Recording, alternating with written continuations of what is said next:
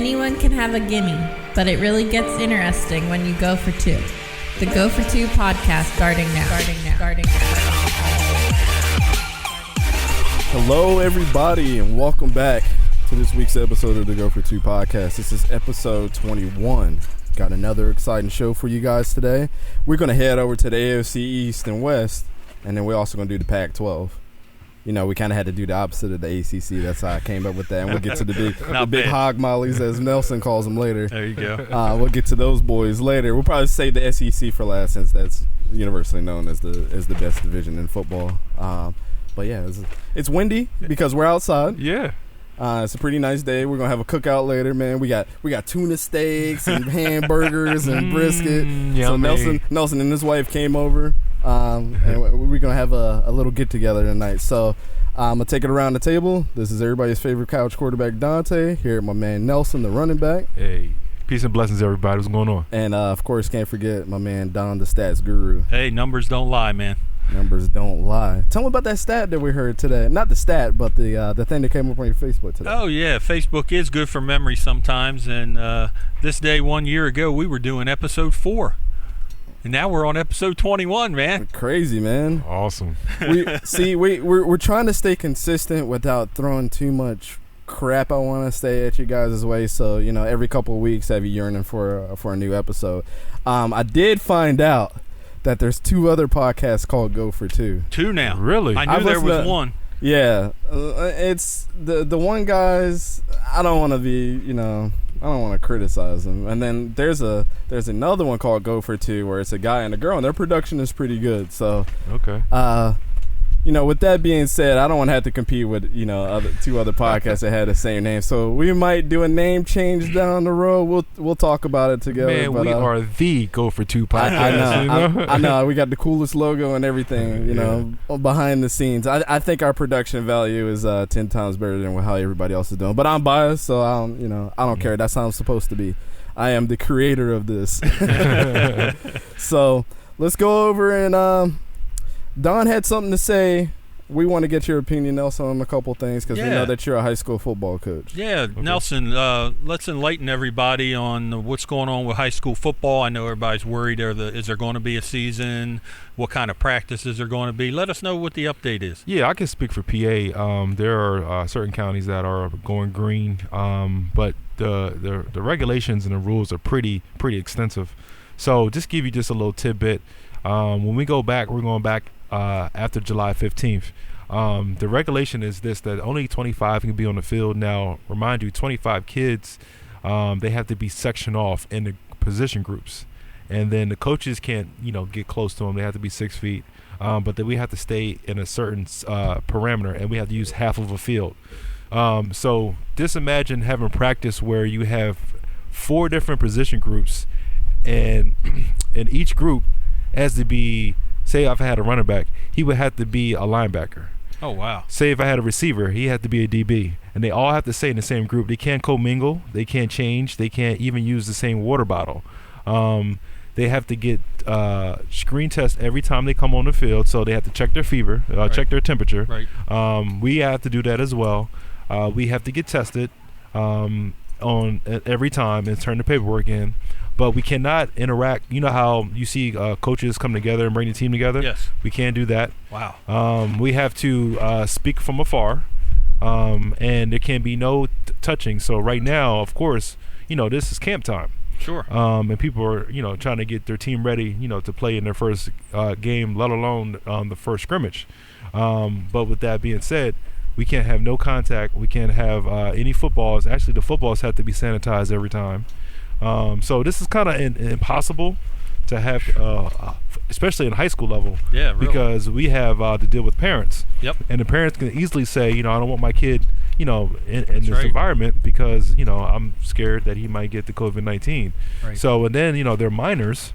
So we have to respect, the legalization of it. So it seems like it's going to slow the game down with everything that you have to do, especially when the team has momentum. I can only see that being an issue. I'd be screaming out the top of my lungs if And like he said, this is just high school level. Imagine as you go up in the levels and you're talking more players, more everything. Yeah. So there's like a 19-page paper, the document that came out, and one of the thing is like you have high risk, medium risk, and low risk. And football, of course, is at the high risk of even prevention of COVID-19. So at this point, we're gonna have to do what we have to do. Hopefully, we might get lucky and get 5 games. But as of right now, we're scheduled to go back, and we're in the green, but there's a lot of stipulations in place. Interesting. Yep. Well, with that being said, I mean, what do we think about about college? I know high school, that's their big moneymaker. Yeah. As far as sports go. Oh, and same thing with college. Same thing with college, yeah. So, I mean, unless you're like Syracuse or somebody, but still. Yeah, it's weird. So because most of the money comes from endorsements and nonprofit. You gotta realize college is a nonprofit, so they get all their money fed into them from alumni endorsements. So just for high school, if you went to a high school game, you see all the tags around the stadium. Right. Those are all the endorsements that come in from those companies. So they're and me and Don were actually talking. Where I was like, why don't we just get like a Go for Two podcast, something up. For one of these high schools, and kind of like my idea was to, like there's a quarterback from Middletown High School. I think he was only in his sophomore year, but he had so much potential. He had a bum knee though, which really concerned me. But dude had all the intangibles to be a good college quarterback one day. Yeah. Same thing was a running back out of Apple. He was pretty good too, and he actually hurt his knee on the last game of the season. So I was pretty bummed for him. He was a senior, but you could tell. Like, some of these players, I would just like to bring them in and be like, hey, would you like a shout-out on the podcast? Or, like, would you like to come on for a segment or something? 20 minutes, talk about yourself.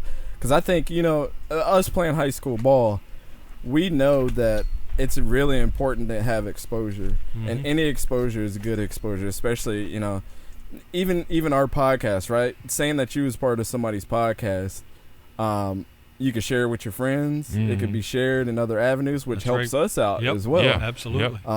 But it's one of those things, man. We got to think about that a little more down the road. But this year doesn't seem like the year to do that with all the social distancing. Yeah. I don't want to have to clean my mic off every 5 minutes. Yeah. So, and now, what about the NFL?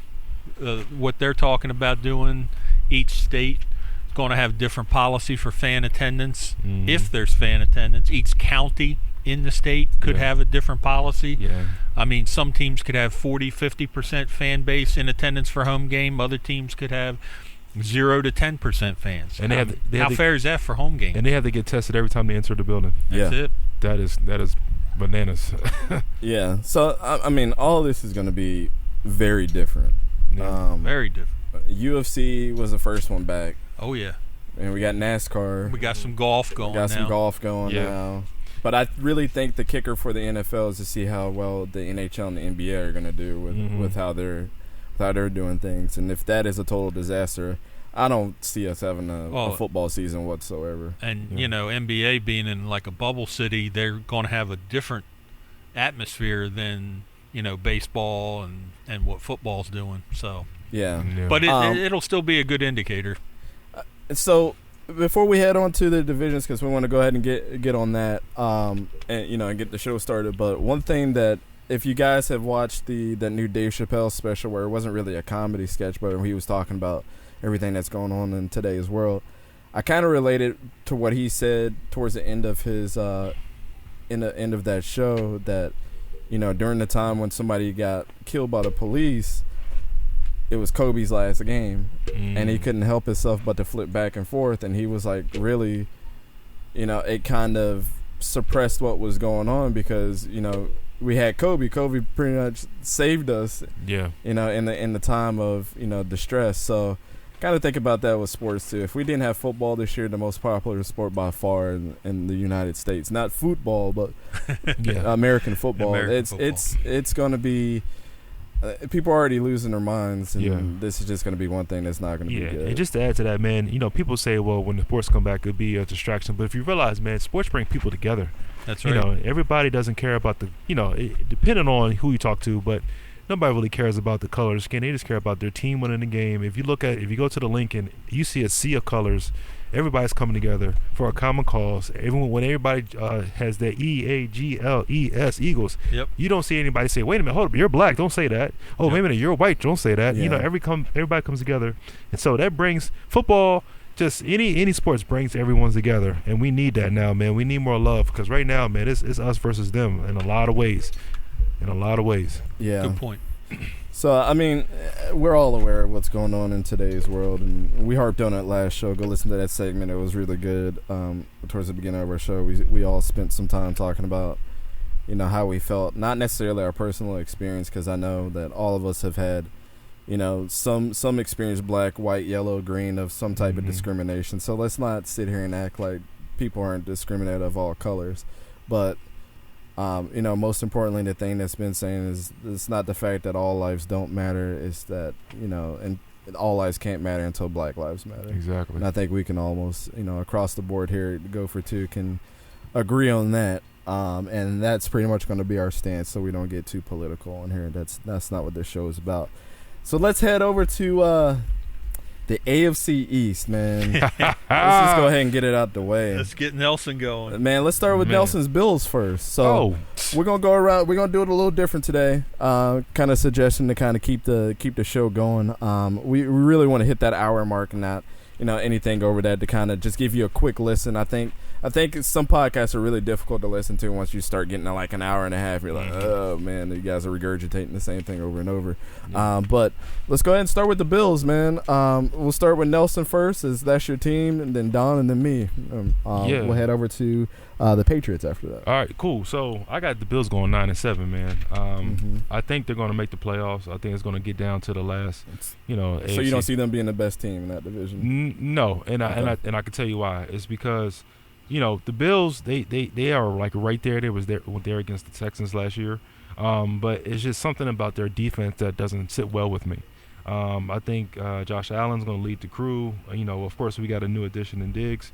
But it's just something about Buffalo that just it pains me to say it, but they can't get over that last hump. And I don't know whether it's a play calling, because they look decent. They looked decent in the game last year against Texans. But I just think they got a promise. But I think they're still going to come out. But I think they're not going to be over that hump. Because if you look at their schedule, their first couple games, Baltimore, Atlanta, and Indianapolis. Now, don't get me wrong, Atlanta, they've been dismal the last couple years, but they're going to be tough. And then you got, the Colts and then Baltimore Ravens, which I think they're going to take an L. But as you look at this, as the schedule goes along, it gets even tougher, man. Even in Game 5, Kansas City, and then you got the Jets, New England, Seattle, Arizona, Chargers, and then San Francisco. So it's going to be tough for them. They're going to have a high coming off of last year. They're going to be motivated. Hey, this is our year. We don't have Tom Brady to block us. But it's just something that I think they have to have one more year before they seize that moment. Okay. Yep. What about you, Don? Well, I think Nelson made a really good point as far as something with that defense. But the way I'm trying to keep it simple this time. Okay. Bills won 10 games last year without Stephon Diggs. I got them winning 11 this year, and I got them taking the division. Okay. All right. Oh. Yeah. I also have them taking a division. I have them at – now this might surprise some people, but I just don't – their defense is a question mark. But I do think their secondary is probably the bright spot of the whole defense. I think their linebacking core and their – defensive linemen are getting a little old. Yeah. I think is the best word. But I think these guys, man, they're going to come off that playoff loss to the Texans where they pretty much got cheated. I really think the Bills could have been an AFC championship team. The way that they were throwing it together, I think I think the coach, man, I think Sean McDermott was coach of the year last year. He was. Like, hands down. Just the way that he put the pieces together, and Josh Allen is super overrated. I remember when he got drafted, Nelson, I was telling him, I was like, you ain't got nothing to worry about, man.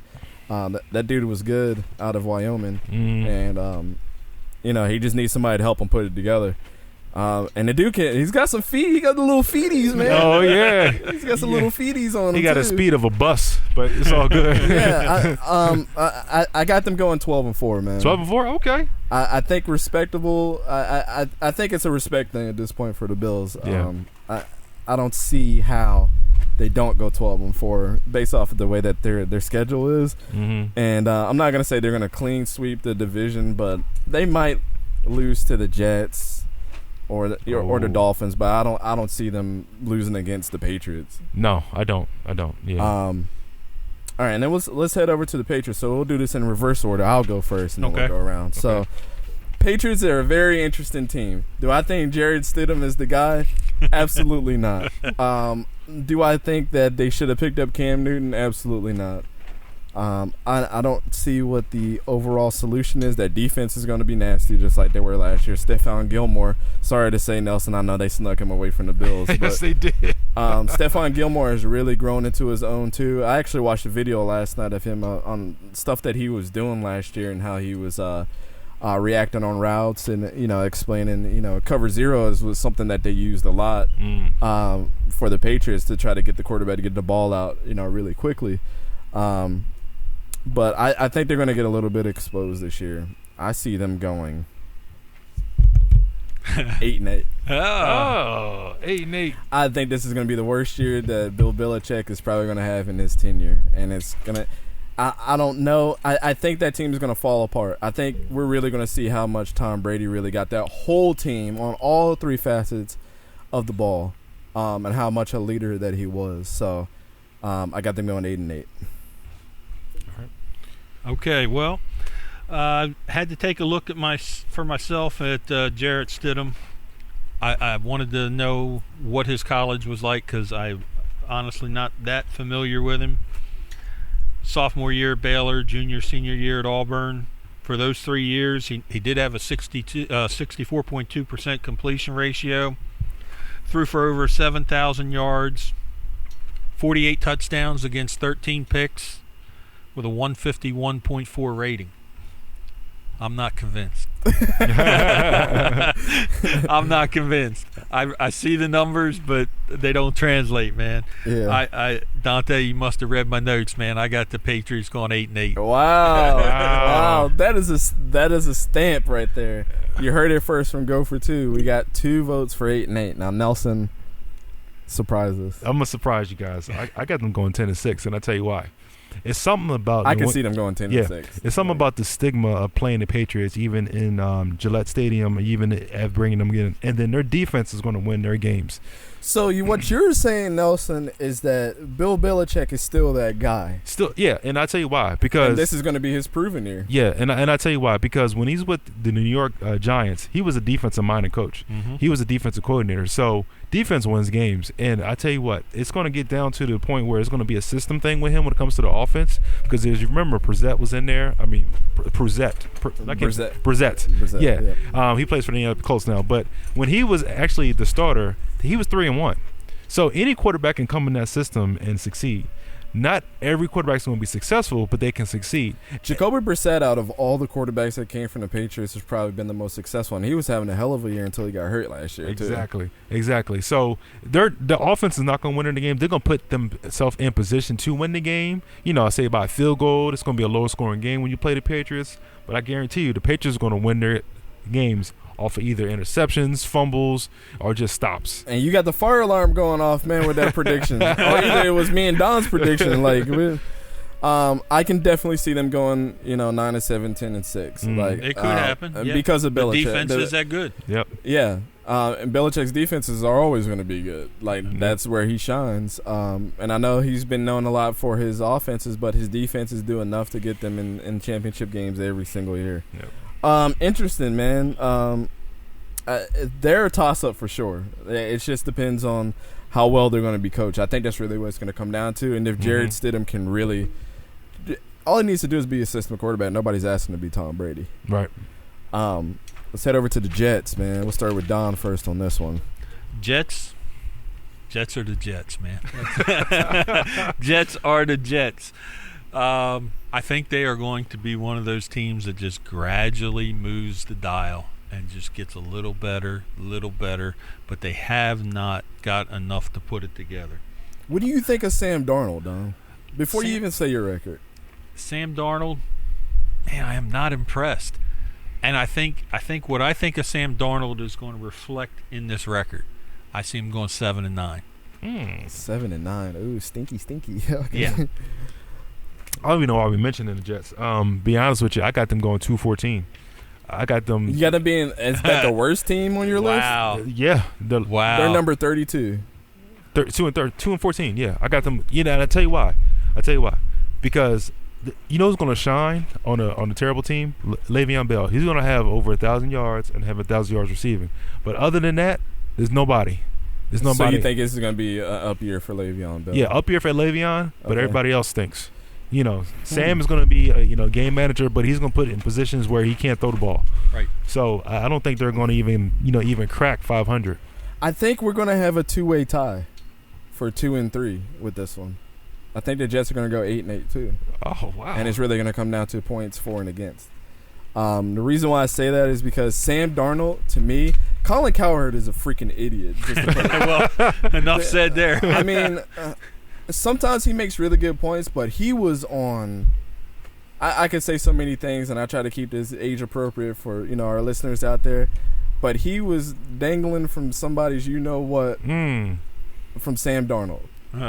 I mean, it's ridiculous why he thought that this kid was going to be so fantastic when his college career he had flashes, just like he does right now. Exactly. Sam Darnold, man, is confusing, I think is the best word to describe him. He's not Jared Goff terrible. No. I would take him over Jared Goff every day because of the talents that he possesses. But I think we're going to see a very conflicting career from him where he will always be a starter on whatever team he goes to, but that's because the coaches are blinded from what they see. He's going to have really good practices, look like a world beater, but his thing is he's going to let's say that they start on a 2-yard line, right? Kickoff was just terrible.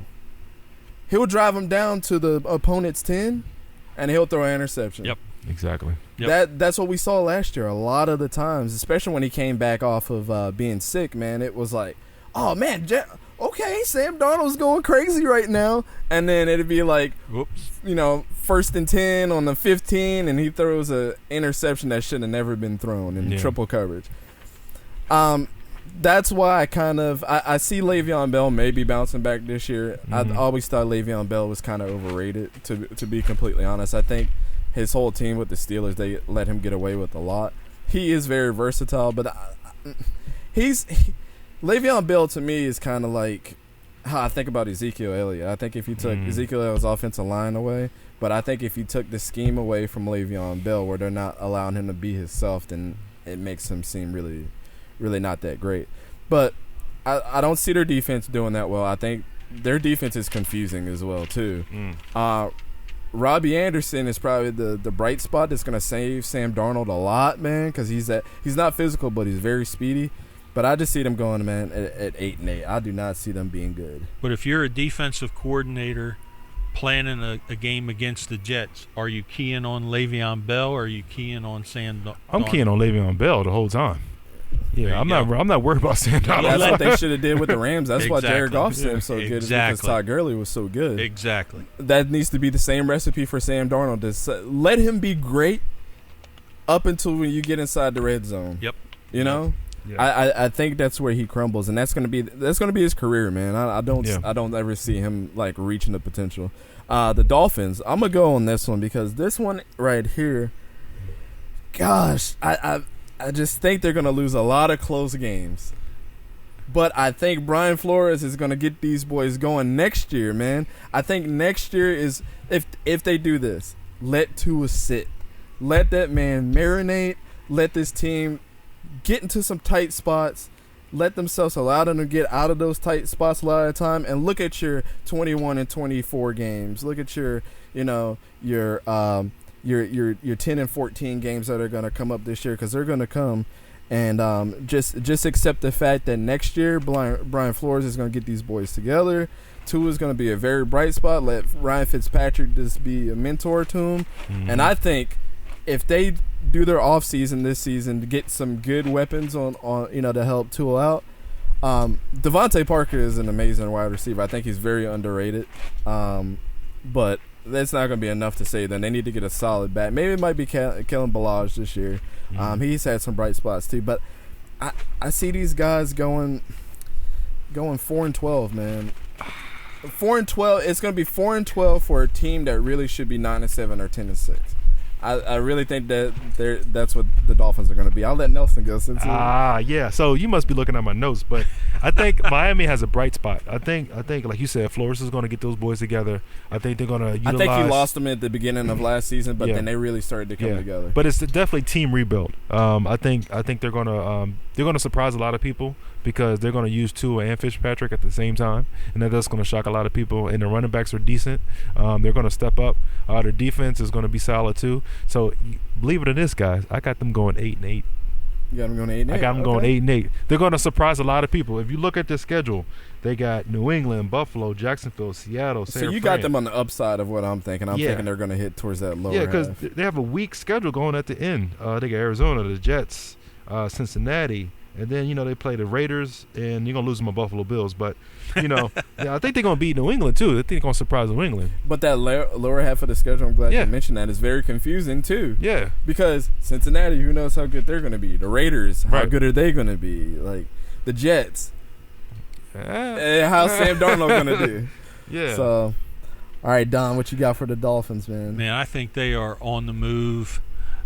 I think they're putting the pieces together. They had a good draft. They had the best draft. Yes. And they helped the offense. They helped the defense. This is a team, like you said, next year you got to watch this team. I'm not as hyped on them for this year as Nelson, but I'm not as down as Dante. I got them at 6-10. Oh, okay. 6-10 is very respectable. But like I said, I'm sure you guys are all in agreement. They're going to lose a lot of close games. Yes, I think that's what's going to be the frustrating part for the Dolphins. But then that's also going to motivate them for next year. And I don't see how you look at Brian Flores as a GM or owner and say, do we really fire you because of this? Because you had a lot of close games. You let that team gel this year and go through the adversity. And I'm telling you, the Dolphins, if they put the right pieces around, they already had a good draft, have another good draft, get some people that you might need, get rid of some people that that weren't performing, go into free agency. You got a lot of cap room still left. And built that team. This team could be 10-6, best in the division, making the playoffs next year. Absolutely, for sure. All right, so let's head over to the AFC West, man. This one, I think is. Let's just go ahead and start. No, we ain't gonna do that. Let's go ahead and start with the Broncos because I love the potential of this team now. I thought they were gonna be the worst team last year, but Drew Lock is a bright spot for these boys. But I'll let you go first, Nelson. 6-10. 6-10. I got them going 6-10. Okay. And the reason being is because you just don't know. There's a lot of question marks there. There is. Yeah. Von Miller, he's going to be a Hall of Famer. But how much more can he do? And I think the offense is not there. So I think right now 6-10. They got a hard schedule, man. They play Tennessee first. You know how the juggernauts of Tennessee with Henry. They Pittsburgh, Tampa Bay. And then they come down and play New Orleans, Kansas City, Carolina, and Buffalo all in the same week. So no, I think not all in the same week, all back to back to back. So yeah, I think they're going to be 6-10. They're going to have some respectable games. They're going to lose maybe by 3 or maybe a touchdown, but it's going to be 6-10. 6-10. Yeah. Wow. All right, Don. All right. Well, I like the hype you put out there, Dante, for the quarterback. I think Locke's going to continue to improve. Me too. And now here comes the math. Okay, you add Jerry Jeudy, KJ Hamler, and Melvin Gordon to Phillip Lindsay, Cortland Sutton, and Noah Fant. That's enough for me. They put together. They're trying to match the Chiefs and put together a track team of wide receivers. And I got Denver second in the division, but I got them at 11-5. Wow! Watch how unpopular that this is going to be. I think it's going to be a two-way tie in this division. and it's for the top spot, and the Broncos are going to be one of them. What? I think it's going to be a split with the Chiefs on when they play this year. Yeah. I think they'll both win at home against each other, but I only think this is going to make Patrick Mahomes stronger too. I don't see how he doesn't go to the AFC Championship again. But let me get to my record prediction for the Broncos, man. Got them going 11-5. What? There's a learning curve, guys. There's a learning curve with these rookies, man. So when you get it, you get it. Yeah. And I think Drew Lock has got it. You man. think so? I think he's got the way that he is. He has fun, and you got another guy on the other side of the ball that's meshing with him really well, in Von Miller. And he said that was one of his mentors. Then you got Brandon Chubb, who's a beast until he got hurt last year. He was. Yep. Their secondary, those two safeties he got back there are insane.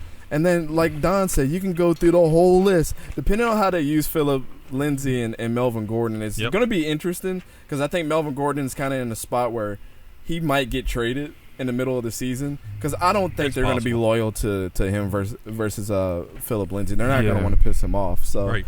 But Cortland Sutton, Jerry Jeudy, KJ Hamler, dude, I know they're rookies, but KJ Hamler has probably got the brightest spot out of all of them, and that was one of Don's dark horse picks when we talked about it. But then when I went back and watched the tape on KJ Hamler, he's another guy that's going to have fun he's playing with Drew Lock. And Cortland Sutton is on the rise, man. Like he was flew right under the radar for us. But man, I got them going 11-5, and I have and I'll just leave that over to the Chiefs. I got them going 11-5 too. Yeah, Chiefs. I see them. I don't see them repeating another Super Bowl.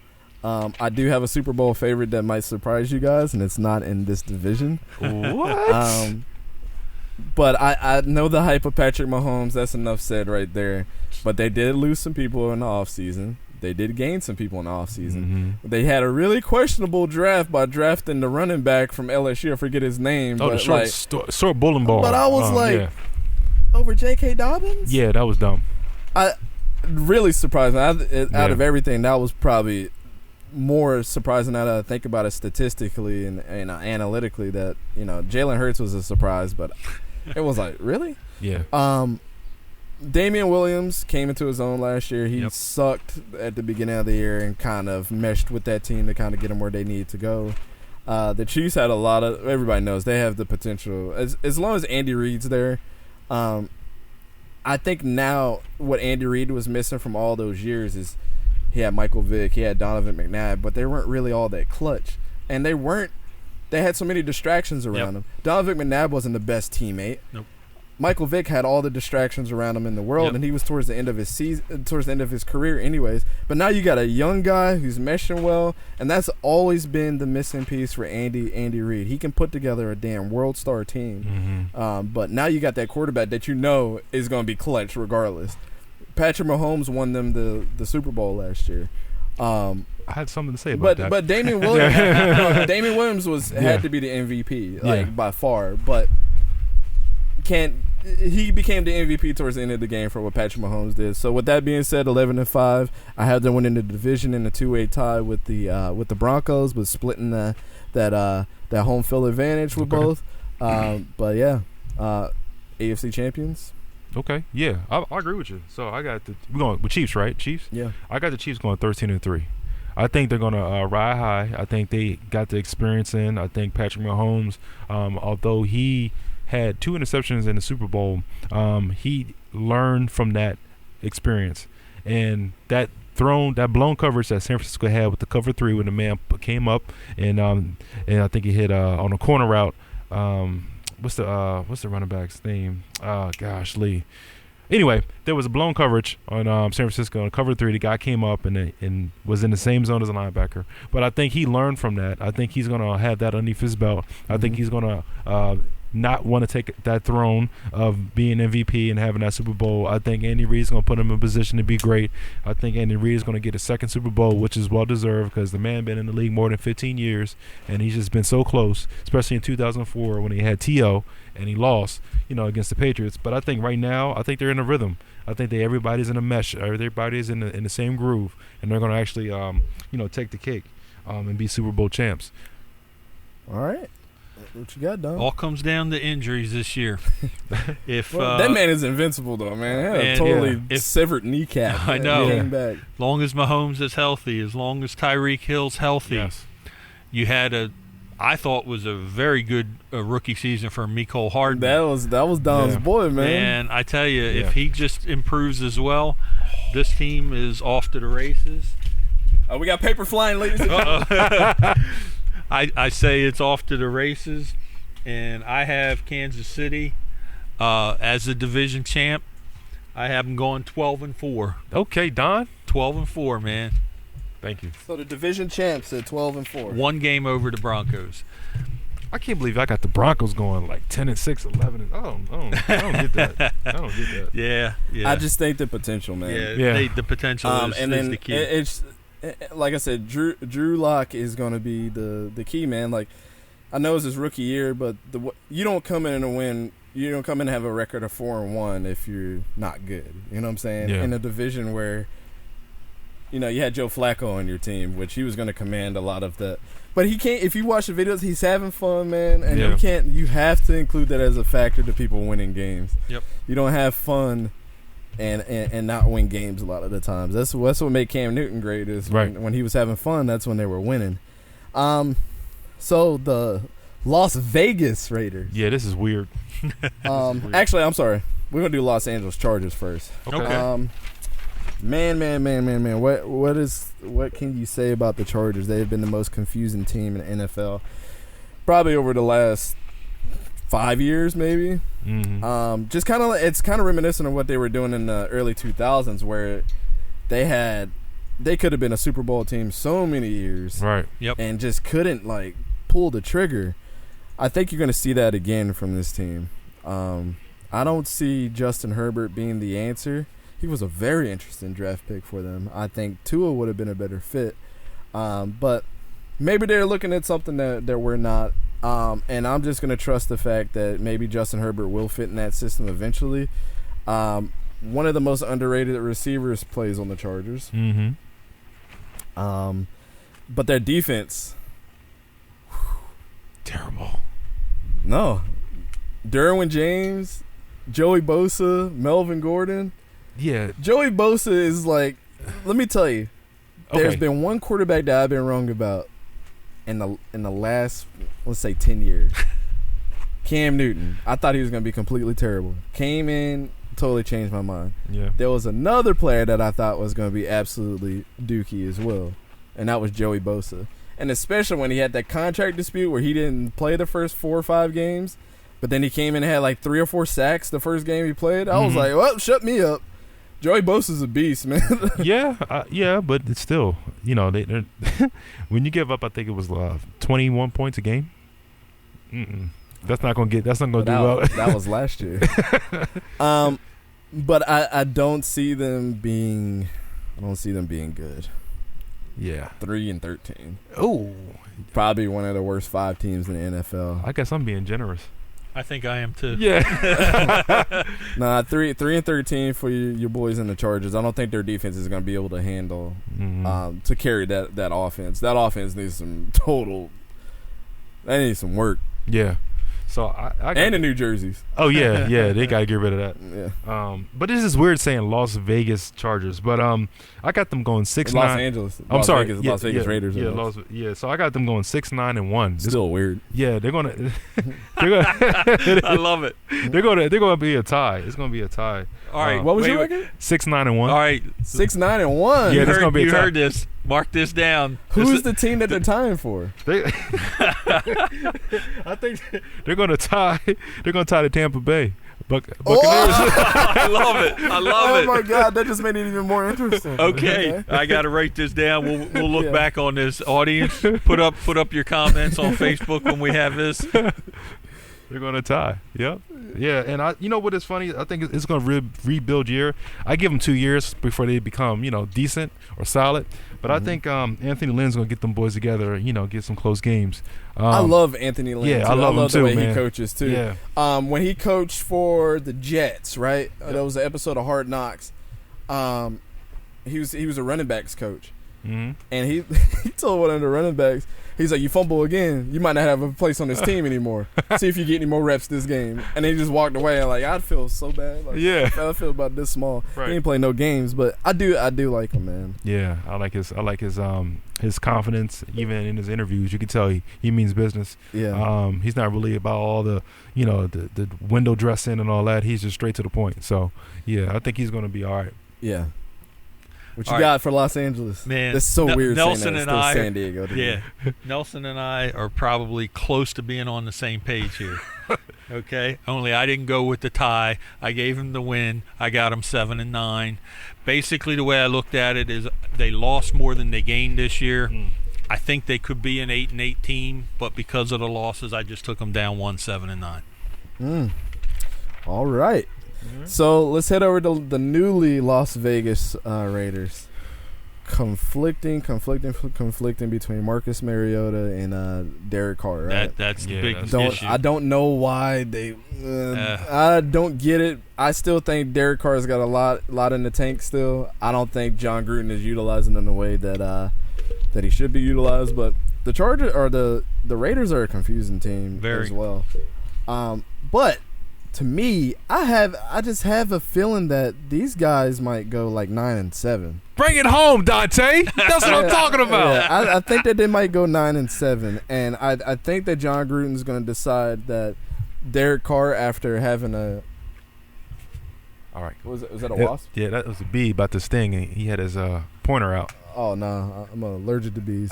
Yeah, not a good thing. Yeah, but anyways, Yellow Jacket it was. It's all good. Yellow Jacket, okay. But 9-7, man. I think that John Gruden is gonna he's gonna bring Marcus Mariota in, and he's gonna really figure out that Derek Carr is the superior quarterback in this case as well. So, defense still rebuilding. Can you really name one person on that defense?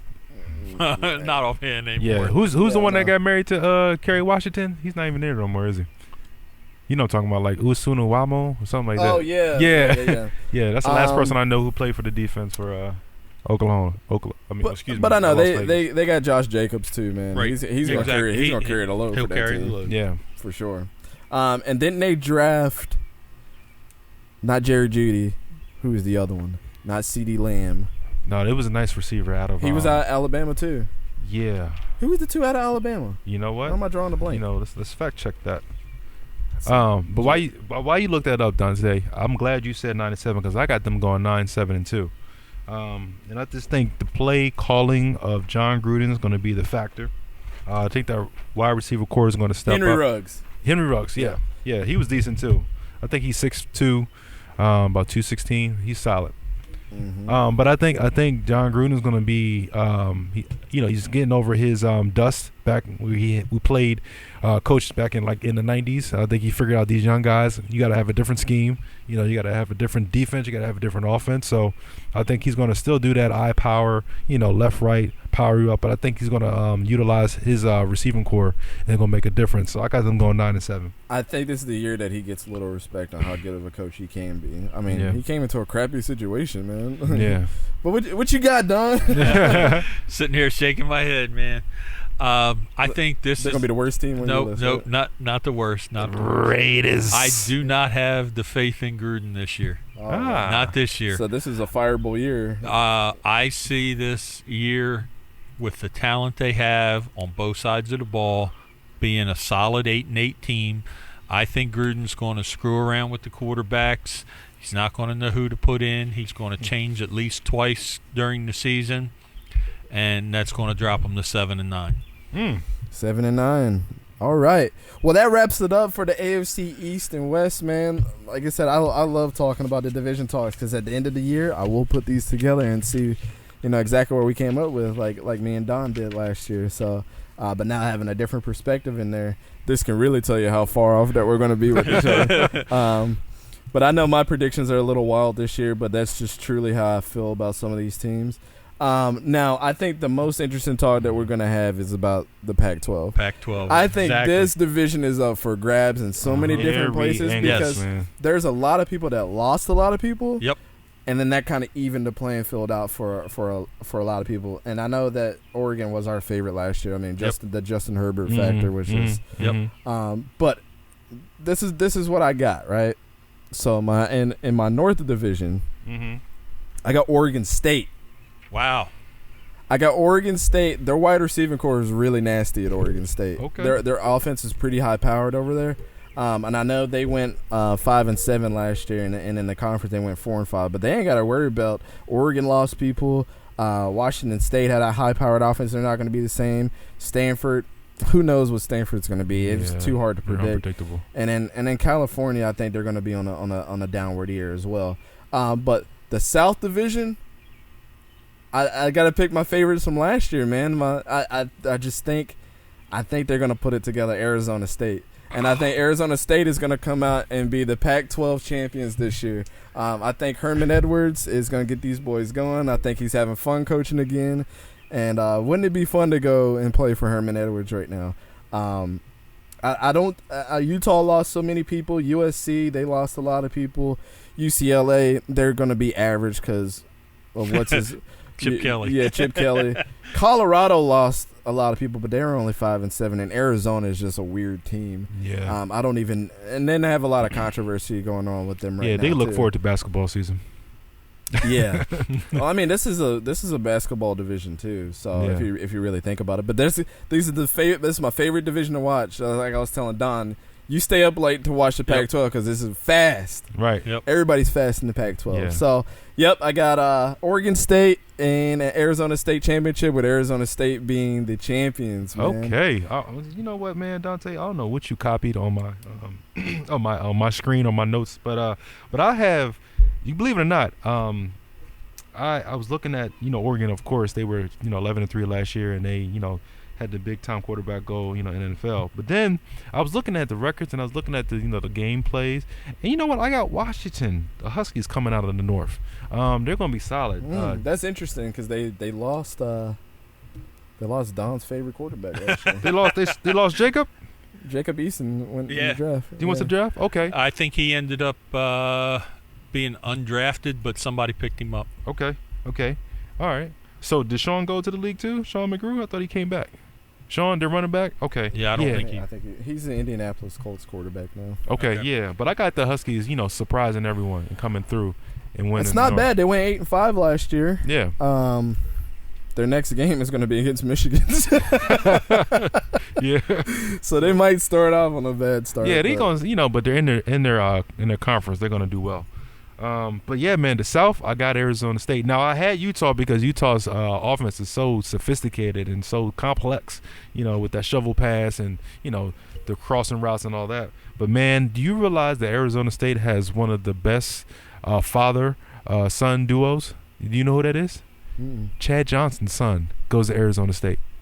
Nice. Wow. Yeah, Chad Johnson Jr. I did not know that. Yeah, four-star recruit. And he got there in 2018.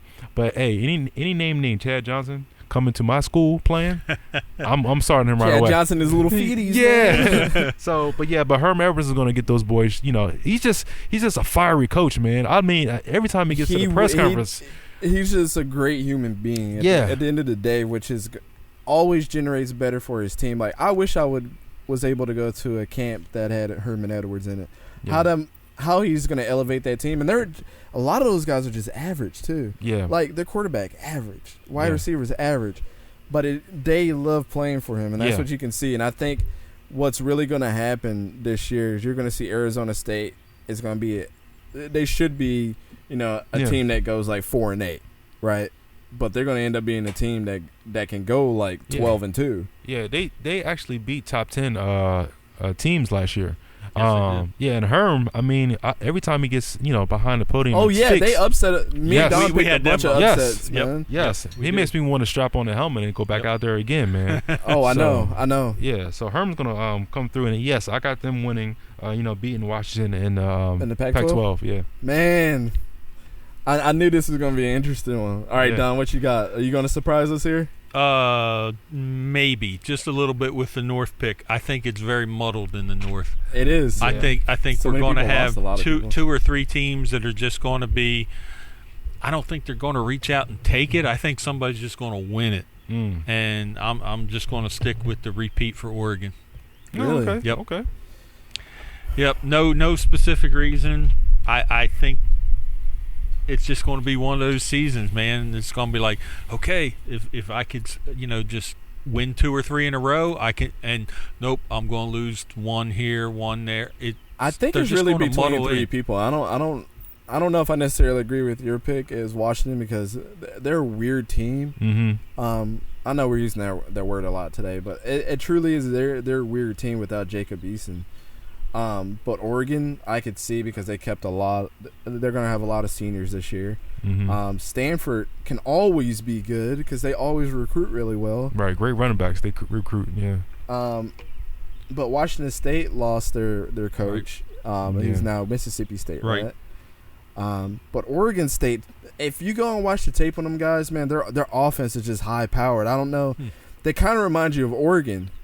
Okay. In a lot of ways. And I think what's really going to come down to now that you say Oregon, and I was kind of conflicted on choosing Oregon too, because I don't think California or Washington State are going to be good at all. I think Cal's going to have a better year than most people think, but I don't think it's enough to. I don't see the Golden Bears doing anything. Yeah, I got them going 6-6. Yeah. So, and who's yourself? Arizona State? Arizona State, man. You can't go wrong with Herm Edwards. And then do you see the 2 co-defensive coaches? You got Antonio Pierce. Man was a linebacker for the Giants, man. He was. Mm-hmm. And then you got Marvin Lewis. Hello. Yeah. They get a 4-3 defense in there. This is going to be a team to watch, folks. Yeah.